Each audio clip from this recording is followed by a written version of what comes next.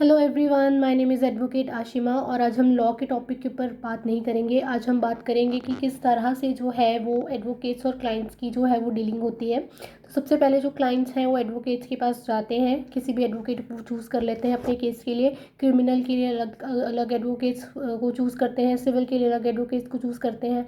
उसके बाद वो चूज़ करने के बाद उनके पास जाते हैं, एडवोकेट्स उनकी बात सुनते हैं और एडवोकेट्स जो हैं वो उसके बाद अपनी जो केस डायरी में है उनकी जो चीज़ें होती हैं, डिटेल्स होती हैं, वो नोट कर लेते हैं। उसके बाद जो है उनकी केस की जो है वो फाइलिंग हो जाती है। ये सारी तो बातें थी कि जो डीलिंग की बात हो गई। बट द थिंग इज़ कि जो मेरा मेन पॉइंट है आज की टॉपिक पे बात करने का, वो है कि कई बार जो क्लाइंट्स हैं वो एडवोकेट के साथ बदतमीज़ी कर जाते हैं कि सर ऐसे नहीं वैसे, या सर वैसे नहीं ऐसे। तो मेरे कहने का ये जो बात है वो ये है कि हमारा जो काम है वो हमें पता है, हमें आपसे ज़्यादा नॉलेज है, हमने उस चीज़ के ऊपर पढ़ा हुआ है, हमें वो चीज़ें ज़्यादा पता है।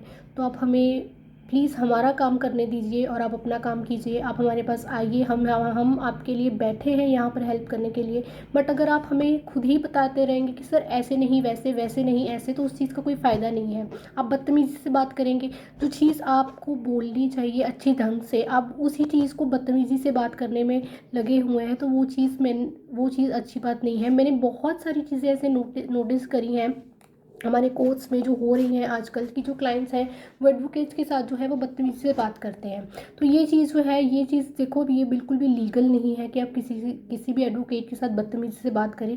वैसे तो एडवोकेट इस चीज़ के ऊपर एक्शन नहीं लेते हैं, वो इस चीज़ को ऐसे ही जाने देते हैं कि चल कोई बात नहीं।